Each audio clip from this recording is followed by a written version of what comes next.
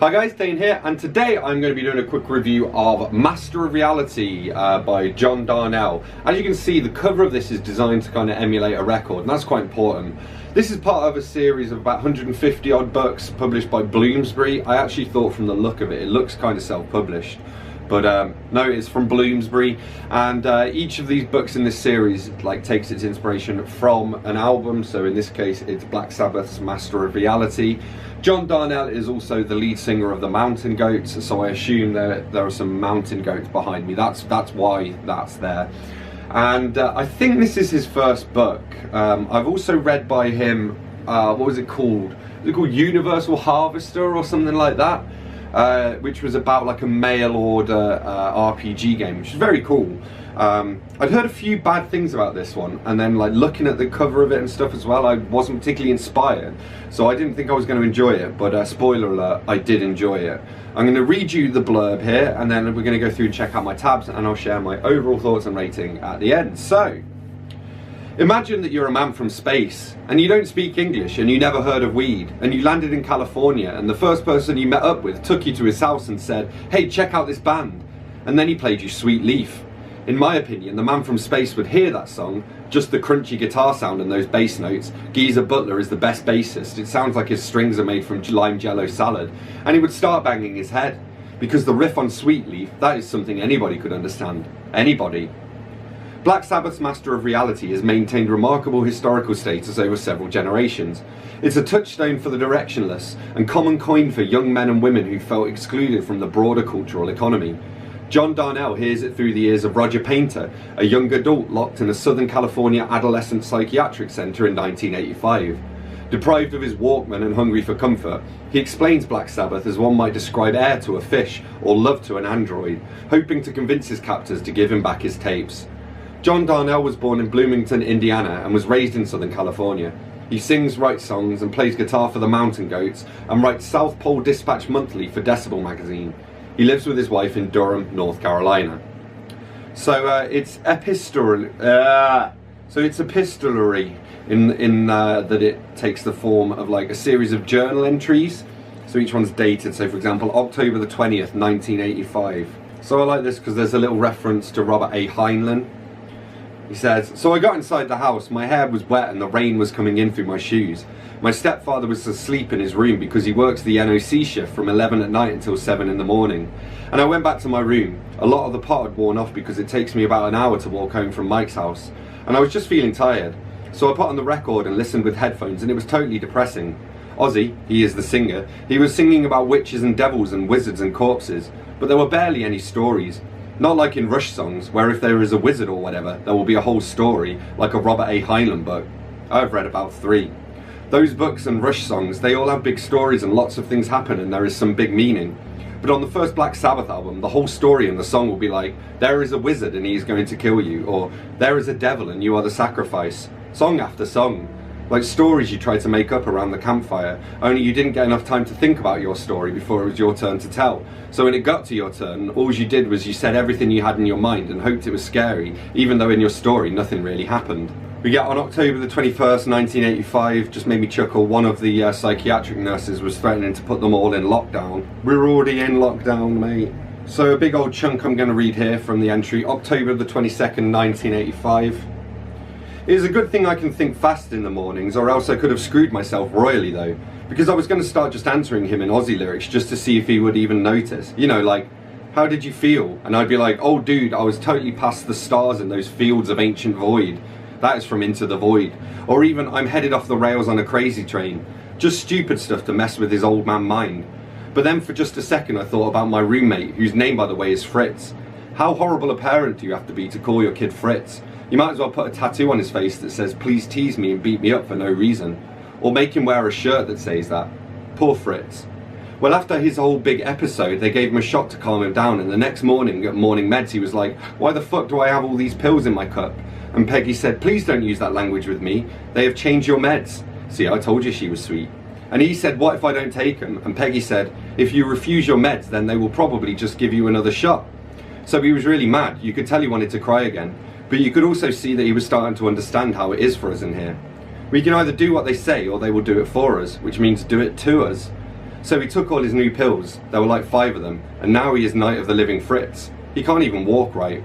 The other kids are trying to help him learn how to hide the pills in his cheek where Peggy can't see, and then spit them out later, but it's tricky and dangerous because if they catch you, then you will never get out of here.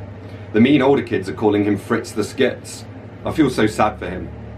So I thought, fuck, if I say the wrong thing they will make me take happy pills, and I don't want to be Night of the Living Roger.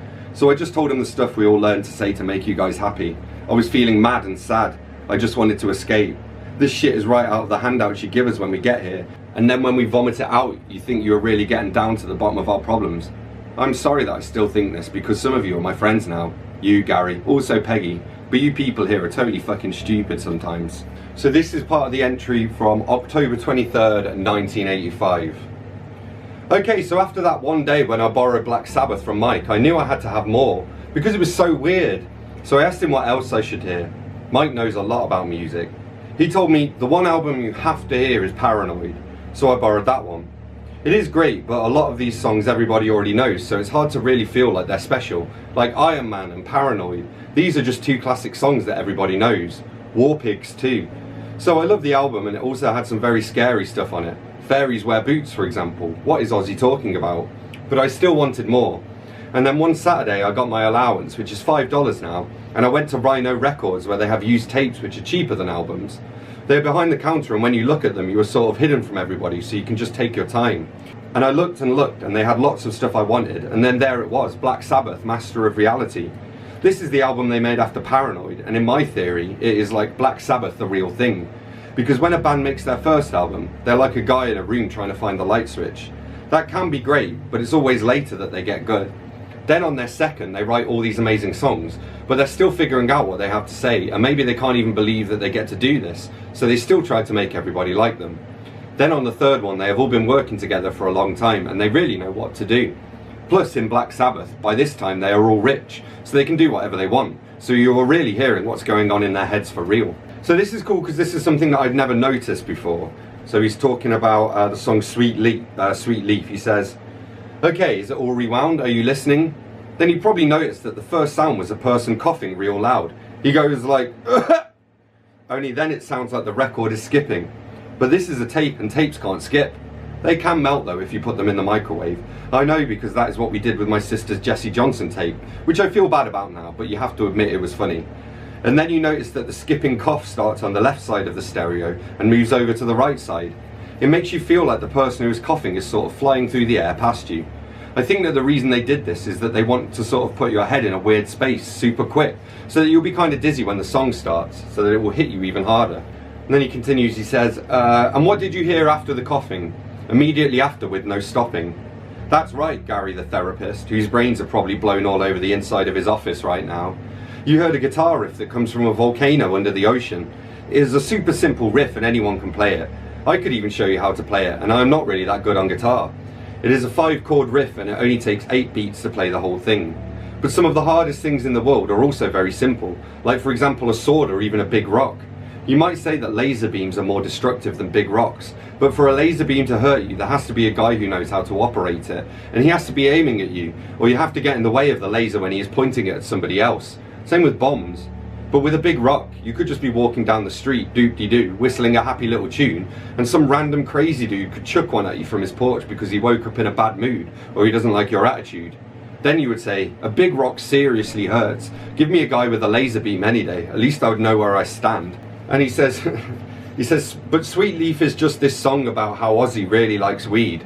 My theory is, there's no way they could keep the guitar riff hidden from the world, so Tony Iommi wrote it and gave it to Ozzy, and Ozzy was maybe high that day, so he wrote about what was going on in his mind, and the whole band was like, that's what it is then. If I was Ozzy, I think I would have wrote the words differently, and maybe made a song about living naked in a cave, or being afraid that the house is haunted. But I am not Ozzy, so I have to respect his decision. October the 25th, 1985. So this was cool, I thought. But this is the thing about you guys and music here. You think that all we are doing when we listen to our music is either looking at the words like they were a Bible for us, or looking at pictures of the singers like they were Jesus. It is not like that at all. When you guys talk like that, that's how we know that you are stupid and growing old has made you crazy. Because music is like a whole world, and there are words and pictures and sounds and textures and smells probably. Okay, I didn't actually mean that, I just got carried away. Albums do have a special smell though. Old ones smell different from new ones. Anyway, you got to know what I mean about this. It's like when you sing row, row, row your boat. Do you really only focus on the boat and rowing it and think, wow, this is a song about some guys rowing a boat, fucking awesome? No, of course not. Only if you were totally weird do you think like that. When you were singing, you hear the song, the part that is more than the words, and it is also the feeling of just the notes in the air, especially if you were singing it in a round with a bunch of other people. We used to do that in my kindergarten. You hear a mood which is way higher, not high like that, come on, than the words. It is sort of always floating above the words, and that's why bands like the Beatles can be popular everywhere, even when people don't speak English, where to them the Beatles probably sound like trained monkeys trying to talk. And then that brings us back to the quote on the rear cover about like if an alien came to Earth and heard Sweet Leaf, because it like transcends it. I quite like this as well. He talks about, he says, by the way, a girl I know here named Star says that the new singer from Black Sabbath is now some Christian guy named Jeff. But I want the world to know that I will never accept that band as Black Sabbath if this happens, and I will always call the new band Jeff Sabbath. Why does everything good have to not just stop being good but totally turn to shit? That was, I think, when Ozzy was off doing his solo stuff. So on October 27th, 1985, he says, everybody knows that Paranoid is the most famous Black Sabbath album. Even cheerleaders like Paranoid. If you do not like Paranoid, it is probably because you are worried about Satanism, or maybe you just don't like good music. But if you like good music, you have to like Paranoid, period. That is how it is. However, that is also why Paranoid can never be my favourite Black Sabbath album. It's like any day now I expect to hear it at Pizza Hut or something. But will I ever go to Pizza Hut and order a sausage, bell peppers and anchovies pizza, my favourite, and be sitting there kicking back and then suddenly hear Children of the Grave? Fat chance, man. Mike says, it doesn't matter which one is the one everyone likes, it just matters which one is the best one. I feel like he is right in some ways. But when something is a secret, or half secret, or hidden in some way, it becomes cooler for me.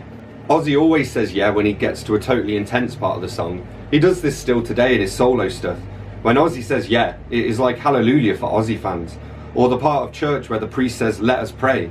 It's like yeah, then you know where you are and who you are and what's going on. And you feel totally comfortable and you know you're with friends who understand you. He talks about Halloween on his entry for October the 31st, 1985. He says, so this is the kind of music that's perfect for a holiday like Halloween, which parents hate because they believe all kinds of stupid things like razor blades and apples or LSD on non-chocolatey Tootsie Rolls, or Tootsie Rolls as I believe they're called in America. And then we get to part 2, and this is where it gets really cool because it kind of works like a vinyl in that respect, so you flip over to side B. And that's set 10 years later in October 1995. And it switches from the first half was the journal he had to keep while he was inside this psychiatric ward for the kids, and now he's kind of writing letters to his old therapist Gary, and he says of those places, he says they're so fat with sadness it's a wonder the walls don't crack. And here he says, he's talking about Black Sabbath again, he says, one time I had a very deep discussion with my friend Mike about this. I talked about him in my old diary, but I don't know if you remember. He was the drummer in my band. He had diabetes and didn't take care of himself, and he lost his leg last year, but he still plays percussion in a jam band, and I go to see them sometimes. He has to sit on a chair when he plays. But I'm there like, he's a drummer, don't drummers normally sit on chairs? I guess they sit on stools. October the 9th, 1995. So he says, the tape was queued up to Solitude, which is the song that people used to argue about for a lot of reasons. Number one was because the singer on it does not sound like Ozzy Osbourne. People said it was the drummer Bill Ward, but I could never believe it. I guess I don't really know how records get made, but I've heard most of the Black Sabbath albums, and I think if Bill Ward could sing, he'd be on more than this one song. But again, it certainly doesn't sound like Ozzy though. Here's the thing though, it also doesn't sound like Black Sabbath. It sounds like a folk song or a soundtrack to some Merlin story. It's only got 2 chords. There's a flute playing all throughout it. It's never really seemed to fit on the album for me because it doesn't even sound like Black Sabbath at all. But that's exactly what makes it seem like it might be really important. You can tell yourself all sorts of stories about this song and all of them could be true. It's not Black Sabbath, but a friend's band who they wanted to put on the album. It's a song that Ozzy's dad wrote and they wanted to do it the best way they could. The record company forced them to write a ballad. They wrote it when they were all in a satanic trance. It's an open confession of their real feelings. You could come up with possible explanations all day long and you'll still never be satisfied because any story you imagine is going to be as good as the next. He says, talking about another song, Into the Void, he says, I read Tony Iommi once in an interview saying that he started tuning his strings down on this very album because his fingers were hurting from so much touring. That's how this record's mood came into the world, nagging pain in a guy's fingers from too much work. You do what you have to do and then incredible things happen. Is that right? I'm asking you. And he says Master of Reality came to spread the message of peace, peace, happiness, happiness, happiness. It's the same message we get told about once a year at Christmas time, and we hear that we're supposed to carry the message with us all year long. So I think it's interesting because I read it on like December 20th. So overall, I did enjoy this book. I think it's quite cool as well. He really kind of nailed a tonal difference between the earlier journal entries and the later written letters. So it does feel as though, you know, he's kind of grown throughout, although as well at the end it ends by him saying, so fuck you man, fuck you all, go to hell. So he hasn't learned that much, but it does read as though it's the same person in a time period has elapsed. So I think he did pretty well with that. Overall, like, if I read this without knowing it was written by a successful musician, I would have just thought it was written by a regular writer, you know, so that's always a good sign of quality. I gave it a 4.5 out of 5 and would recommend, especially if you're a Mountain Goats fan. So there we have it, that's what I made of Master of Reality by John Darnielle. As always, don't forget to let me know in the comments what you thought of this book. If you read it, hit that like button if you've enjoyed this video, hit that subscribe button for more, and I will see you soon for another bookish video. Thanks a lot, bye bye.